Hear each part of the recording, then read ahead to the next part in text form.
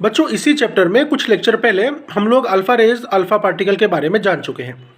अब हम यहाँ पर देखेंगे अल्फा डिके के बारे में। तो अल्फा डिके क्या होता है? Alpha decay means this is the spontaneous emission of alpha particle from radio active nucleus. Radio active nucleus से नेचुरली अल्फा पार्टिकल का निकल के बाहर आना, ये कहलाता है alpha decay.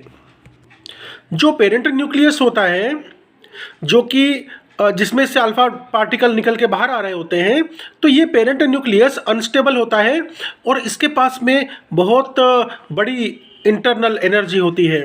It have large internal energy with in it. बच्चों मान लो हमारे पास में ये एक रेडियो एक्टिव न्यूक्लियस है ZXA। अब ये रेडियो एक्टिविटी के कारण इसमें से स्वतः अपने आप naturally spontaneous emission of alpha particle हो रहा होता है।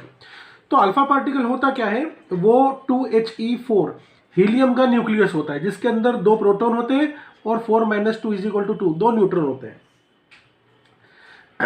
अच्छा, इसका मतलब ये हुआ कि अगर इसमें से 2He4 निकल के बाहर आ जाए तो हमको एक नया एलिमेंट मिलेगा, वो Y मिलेगा, और प्रोटॉन 2He4 यहाँ लिख देता हूँ मैं। तो यहाँ पर जो नंबर ऑफ प्रोटॉन है उसमें 2 की कमी आ जाएगी, क्योंकि 2 तो यहाँ पर प्रोटॉन आ गए, और यहाँ पर टोटल न्यूक्लियॉन्स 4 है ना, तो यहाँ पर टोटल न्यूक्लियॉन्स में 4 की कमी आ जाएगी। ठीक है, प्लस कुछ एनर्जी Q रिलीज होगी। ये है 2He4 क्या है? ये है अल्फा पार्टिकल। ये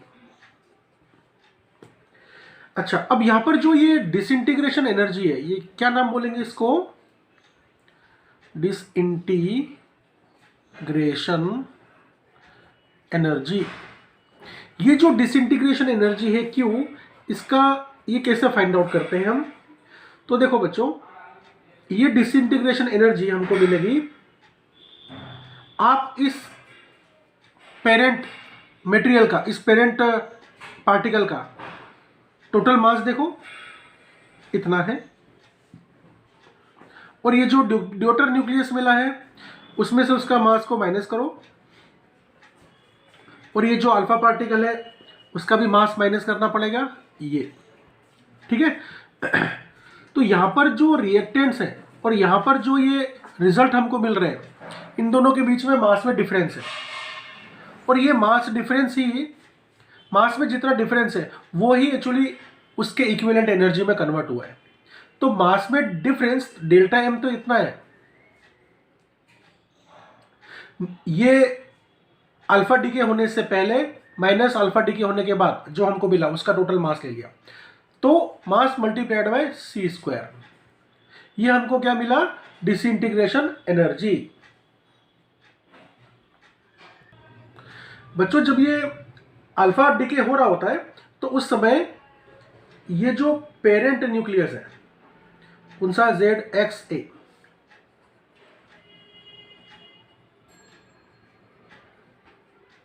ठीक है, वो कन्वर्ट हो रहा होता है ड्यूटर न्यूक्लियस में, और ये ड्यूटर न्यूक्लियस लिख लो जी यहां पे,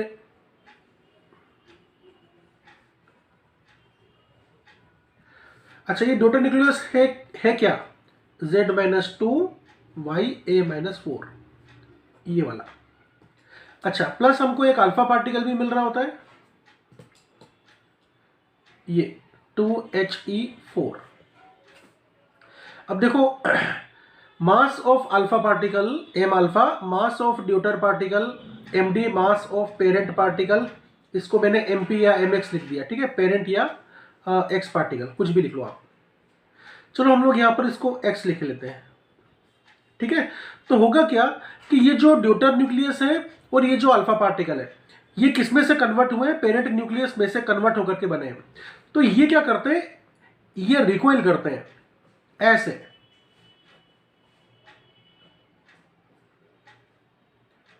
ठीक है, अब बच्चों मान लो कि ये पेरेंट न्यूक्लियस बिल्कुल रेस्ट कंडीशन में था, तो होगा क्या? जब ये पेरेंट न्यूक्लियस टूटेगा और ड्यूटर न्यूक्लियस और अल्फा पार्टिकल में कन्वर्ट होगा, तो ये ड्यूटर न्यूक्लियस और अल्फा पार्टिकल ये दोनों मोशन करेंगे, ये रिकॉइल करेंगे, और इनको रिकॉइल करने के लिए, मतलब कि इनको ये अपोजिट डायरेक्शन में चलने के लिए जो एनर्जी मिली, वो एनर्जी कहाँ से मिली? वो एनर्जी यहाँ से मिली, ये डिसइंटीग्रेशन एनर्जी।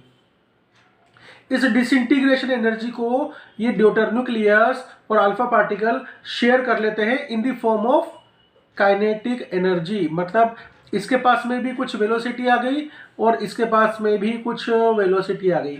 इसकी वेलोसिटी ड्यूटर पार्टिकल की, ड्यूटर न्यूक्लियस की वेलोसिटी को वीडी बोल दिया और अल्फा पार्टिकल की वेलोसिटी को भी अल्फा बोल दिया।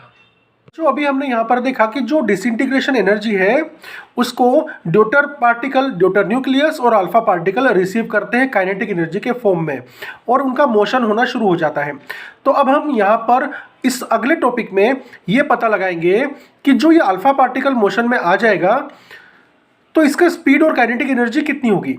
मतलब अगले टॉपिक का नाम है kinetic energy and speed of alpha particle emitted in alpha decay. तो चलो बच्चों हम लोग पेरेंट न्यूक्लियस बना देते हैं।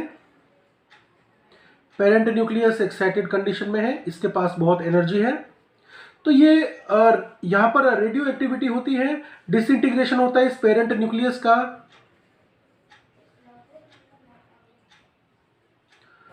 और ये कन्वर्ट हो जाता है ड्यूटर न्यूक्लियस में, ड्यूटर पार्टिकल में।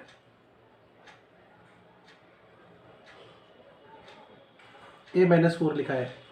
तो ड्यूटर पार्टिकल का मास md मैंने लिख दिया, mass of ड्यूटर particle,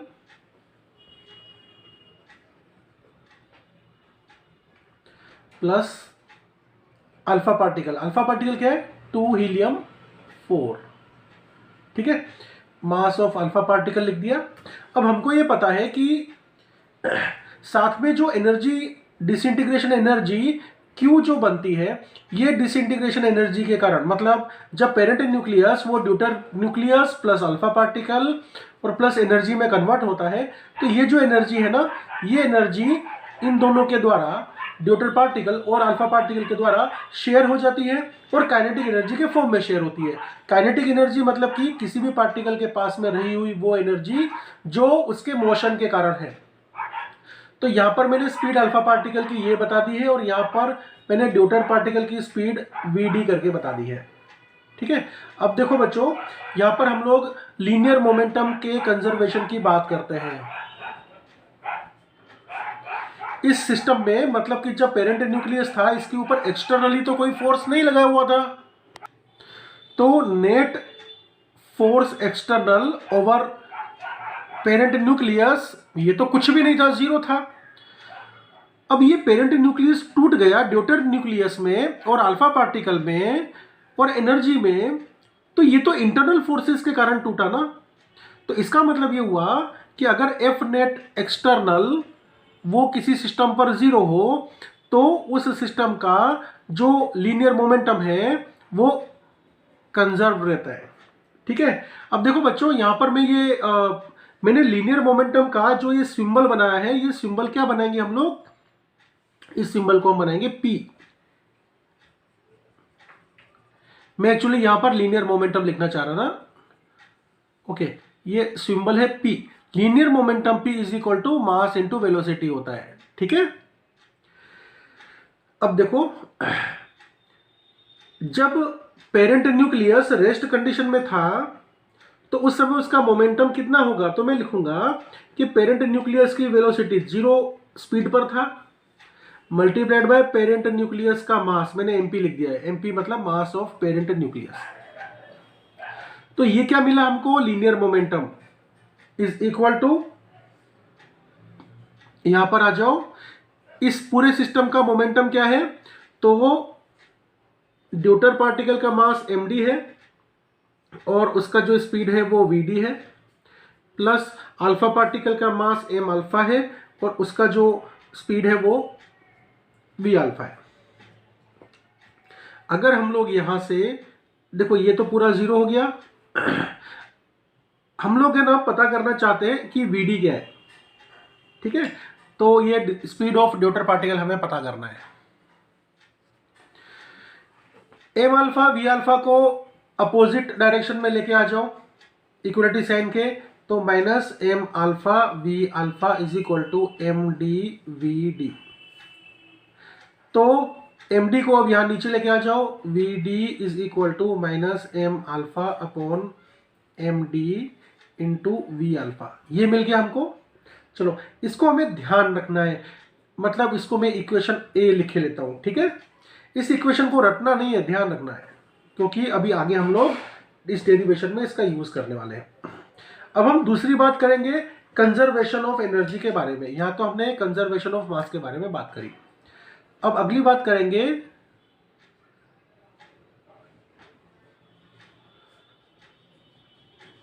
energy is conserved, ये बात करेंगे।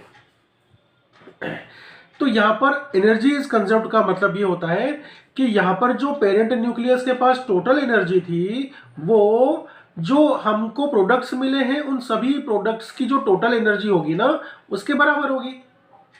तो इसका मतलब ये हुआ कि ये जो पेरेंट न्यूक्लियस है उसके पास में जो एनर्जी थी, वो एनर्जी कितनी थी, तो हम कहेंगे कि इसके पास में जो एनर्जी है वो Q प्लस 1/2 mv(x²), इतनी काइनेटिक एनर्जी है, ठीक है। अब हमने ये कहा कि जो पेरेंट न्यूक्लियस है ना, तो वो तो रेस्ट कंडीशन में है, मतलब कि वेलोसिटी या स्पीड कितना होगा, 0 होगा। तो स्पीड अगर 0 होगा तो पूरी की पूरी काइनेटिक एनर्जी 0। तो देखो बच्चों, मैंने यहाँ पर Q इसलिए लिखा है कि ये जो काइनेटिक एनर्जी तो पेरेंट न्यूक्लियस की 0 है, तो इसका मतलब क्या हुआ कि क्या इसके अंदर कोई एनर्जी छिपी हुई नहीं है? हाँ बिल्कुल है, इसके अंदर पेरेंट न्यूक्लियस के अंदर तो इंटरनल एनर्जी छुपी हुई है, ठीक है। वो मैंने यहां पर क्यों लिख दिया, इज इक्वल टू, अब देखो यहां पर काइनेटिक एनर्जी मिलेगी, यहां पर भी काइनेटिक एनर्जी मिलेगी। तो इसकी काइनेटिक एनर्जी लिख लो 1/2 mass of ड्यूटर particle into velocity of ड्यूटर particle का स्क्वायर, प्लस इसकी काइनेटिक एनर्जी लिख लो 1/2 mass of alpha particle into velocity of alpha particle का स्क्वायर, ठीक है। तो यहां पर की जो टोटल एनर्जी है अल्फा डिके से पहले की, वो अल्फा डिके के बाद की टोटल एनर्जी के बराबर है। अब देखो आगे, ये Q इज इक्वल टू, ये तो 0 हो चुका है। अच्छा, अब इसके बारे में बात करते हैं। हम क्या करेंगे कि ये जो Vd का वैल्यू है, velocity of speed of ड्यूटर particle, ये जो वैल्यू है, ये वैल्यू को हम यहां पर ले जा करके पुट करेंगे, इधर यहां पुट करना है, ठीक है। तो कैसे लिखेंगे, 1/2 का 1/2 लिखो, md Vd के बदले क्या लिखना है, minus M alpha by M D into V X. तो minus M alpha by M D into, इसके अंदर ही रहेगा, इंटू वी एक्स, ये मैंने वी एक्स लिख दिया, ठीक है। अच्छा, और टोटल का स्क्वायर, वीडी का स्क्वायर है ना, इसीलिए इस टोटल का स्क्वायर भी तो होना बनता है, ये टोटल स्क्वायर कर दिया, plus 1/2 M alpha V alpha square. Sorry बच्चों, वी एक्स नहीं, वी अल्फा मुझे बोलना चाहिए, ये वी अल्फा। चलो अब आगे प्रोसेस करो। Q is equal to 1/2 M D, अब माइनस का जो स्क्वायर है वो तो प्लस कर देगा उसको ना। अच्छा, एम अल्फा का स्क्वायर अपॉन एम डी का स्क्वायर इंटू वी अल्फा का square plus 1/2 M alpha V alpha का स्क्वायर। अब यहाँ पर कॉमन क्या निकलता है, ये वी अल्फा स्क्वायर कॉमन है, ठीक है। और दूसरा यहाँ पर देखो, ये जो एम डी है ना, ये एम डी और नीचे एम डी स्क्वायर है, ये एम डी कट हो जाएगा और ये स्क्वायर से इसको कट कर देगा। तो आपको कॉमन लेना है 1/2 और एम अल्फा भी कॉमन है, यहां पर एम अल्फा का स्क्वायर है। चलो, Q इज इक्वल टू 1/2 और कॉमन क्या लेना था, एम अल्फा लेना था और वी अल्फा का स्क्वायर, ये कॉमन लेना था। तो बचा क्या यहाँ पर, 1/2 बाहर निकल के आ गया, एम अल्फा बच गया। तो M alpha upon M D ये लिखेंगे। अच्छा वी अल्फा स्क्वायर ये भी बाहर निकल के आ गया, तो इतना ही बच गया, plus 1/2 M alpha V alpha square, मतलब पूरा के पूरा कॉमन में चला गया ये तो हम इसे लिखेंगे +1 और ये ब्रैकेट क्लोज कर दिया। अब ये 1/2 M alpha V alpha square क्या है, ये तो काइनेटिक एनर्जी है अल्फा पार्टिकल की। तो लिखो ऐसे Q is equal to kinetic energy of alpha particle M alpha upon M D, मतलब मास ऑफ ड्यूटर पार्टिकल +1, ऐसे लिखो। अब बच्चों एक बात बताओ, ये मास ऑफ अल्फा पार्टिकल किसके बराबर होता है? तो अल्फा पार्टिकल में होता क्या है, अल्फा पार्टिकल तो हीलियम का न्यूक्लियस होता है, तो उसके अंदर 2 प्रोटॉन और 2 न्यूट्रॉन होता है, न्यूट्रॉन न्यूट्रॉन प्रोटॉन प्रोटॉन, और प्रोटॉन का मास लगभग न्यूट्रॉन के मास के बराबर होता है। तो हम ऐसा भी बोल सकते हैं कि 4 बार अगर मैं प्रोटॉन का मास लिख दूं तो उसके बराबर है ये अल्फा पार्टिकल का मास। तो प्रोटॉन का जो मास है वो किसके बराबर है, तो ये 1 AMU के बराबर है, मतलब मैंने 4 AMU एटॉमिक मास यूनिट ये। तो मास ऑफ अल्फा पार्टिकल ये मैंने 4 AMU लिख दिया। अब ये एम अल्फा के बदले अब मैं यहां पर लिखने जा रहा हूं 4, और देखो ये MD ड्यूटर न्यूक्लियस की बात करता हूं। तो जो ड्यूटर न्यूक्लियस होता है ना, उसमें वो हमको क्या मिलेगा, वो A-4 हमको मिलता है। ठीक है, तो मास ऑफ ड्यूटर पार्टिकल मतलब ये आप एटॉमिक मास नंबर -4 लिखोगे। ये एटॉमिक मास नंबर किसका है, तो ये पेरेंट न्यूक्लियस का है, ये ए।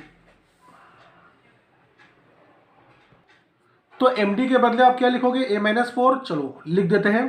तो यहां पर जो kinetic energy of alpha particle multiplied by M alpha के बदले हमें 4 AMU लिखना है, 4 लिखा, और नीचे लिखना है हमको MD के बदले मास ऑफ ड्यूटर पार्टिकल के बदले A-4,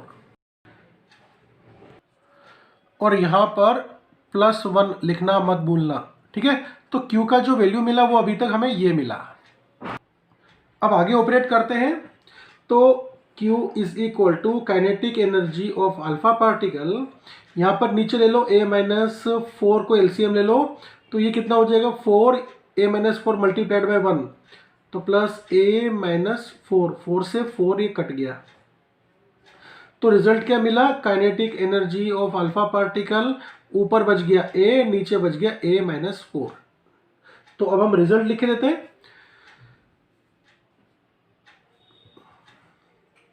Q is equal to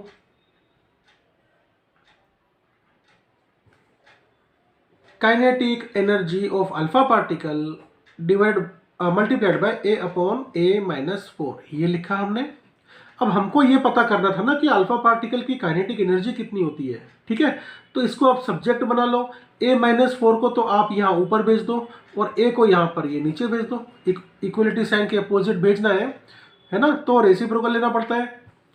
तो इसका मतलब ये हुआ कि kinetic energy of alpha particle is equal to Q multiplied by A-4 को ऊपर भेजो ऐसे, डिवाइड बाय A को नीचे भेजो ऐसे, ये। तो बच्चों आपको ये याद रखनी है इक्वेशन इसको। अब काइनेटिक एनर्जी होती क्या है, तो काइनेटिक एनर्जी तो 1/2 mv² ऐसे लिखते हैं ना, तो अल्फा पार्टिकल का मास और अल्फा पार्टिकल का स्पीड। तो इसका मतलब ये हुआ 1/2 m अल्फा पार्टिकल का मास, अल्फा पार्टिकल की स्पीड का स्क्वायर, वो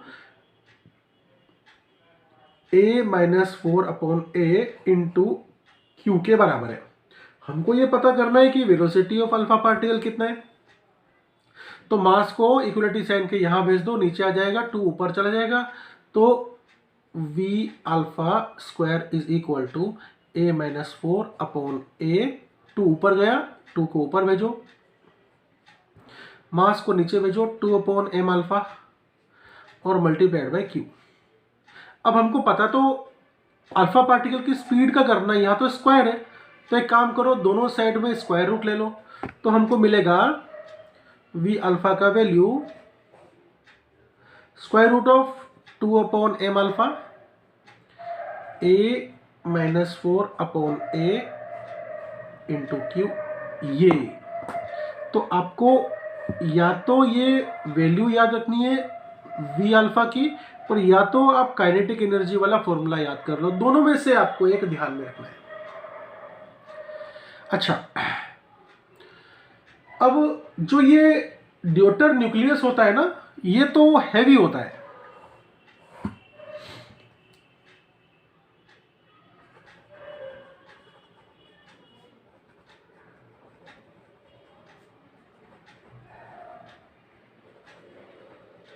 तो ड्यूटर न्यूक्लियस के हैवी पार्टिकल होने से जो maximum of the kinetic energy है ना, वो अल्फा पार्टिकल ले जाता है। बच्चों, जब किसी गन से बुलेट निकल के बाहर आती है ना,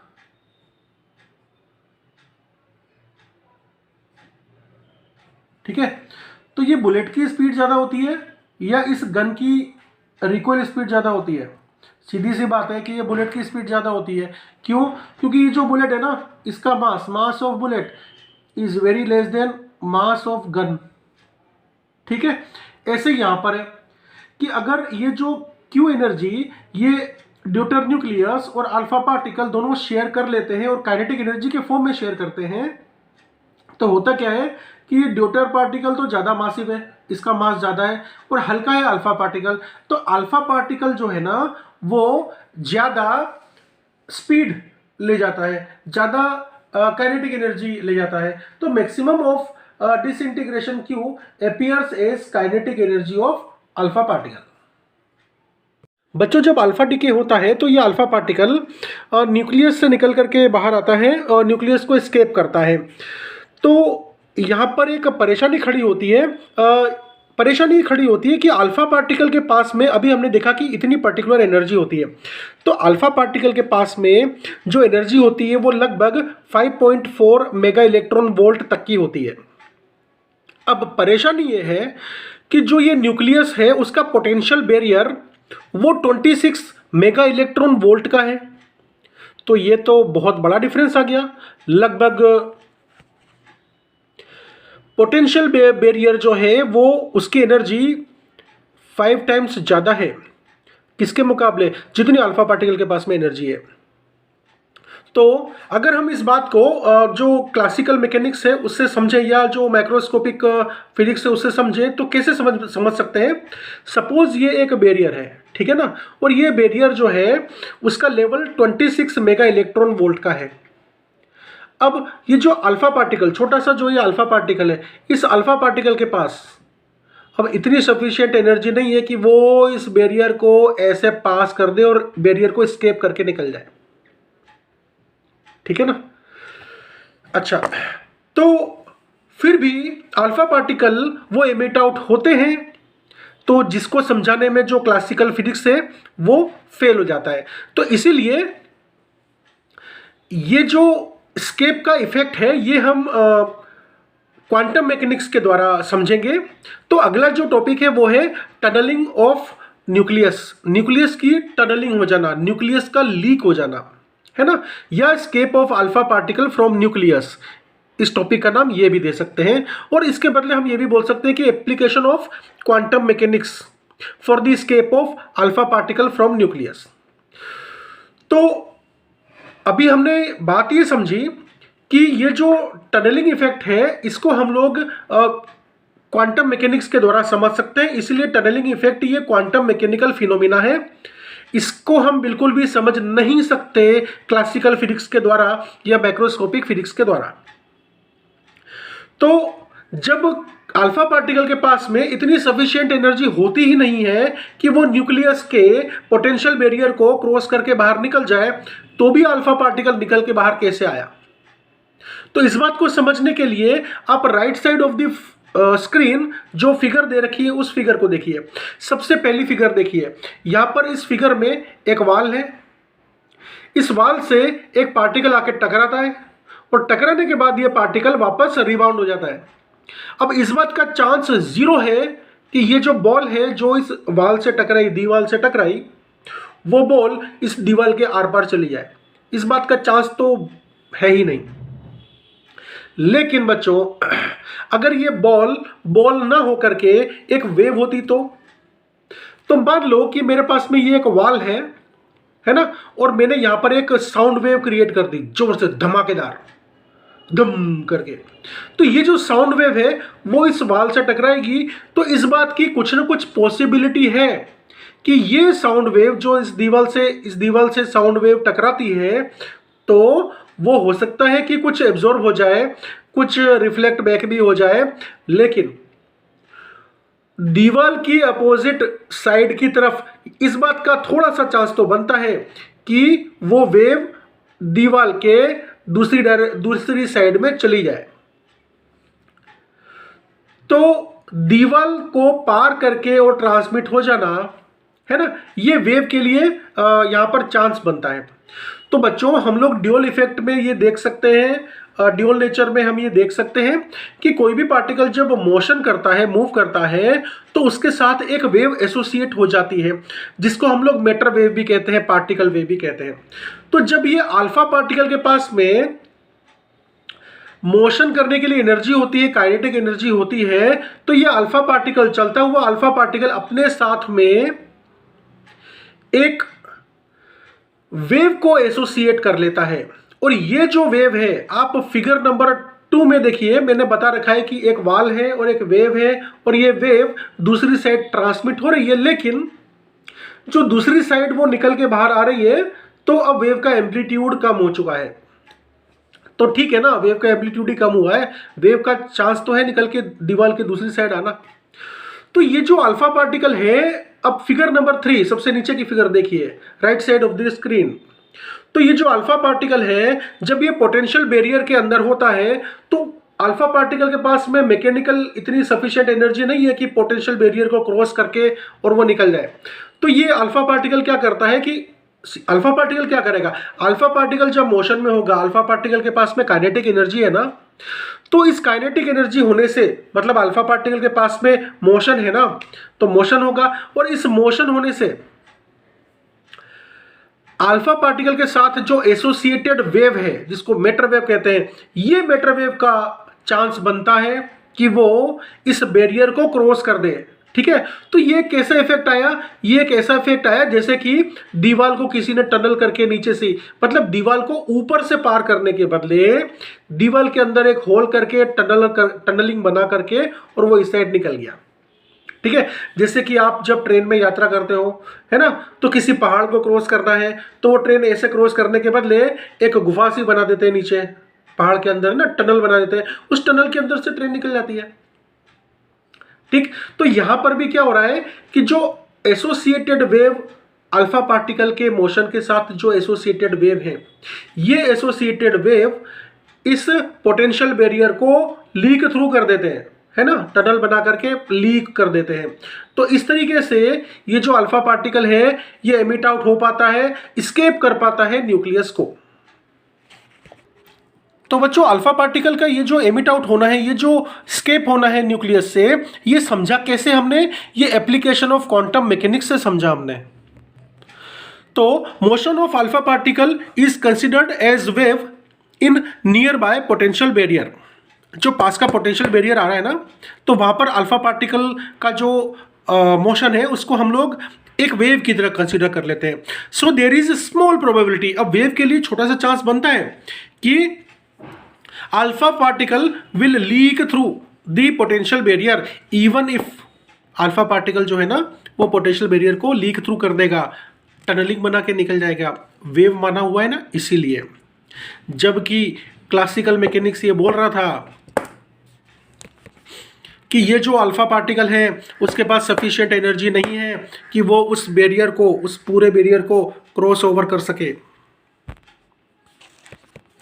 तो इस तरह से ये जो फिनोमिना है, ये हम इसको हम टनलिंग इफेक्ट कहते हैं या लीक थ्रू इफेक्ट कहते हैं, और ये एप्लीकेशन ऑफ क्वांटम मैकेनिक्स से ही समझा जा सकता है। जो बच्चे ऑलरेडी मेरे साथ जुड़े हुए हैं वे मेरे से नोट्स मंगवा चुके हैं, ये फिजिक्स के नोट्स मैंने आप लोगों के लिए रेडी किए हैं।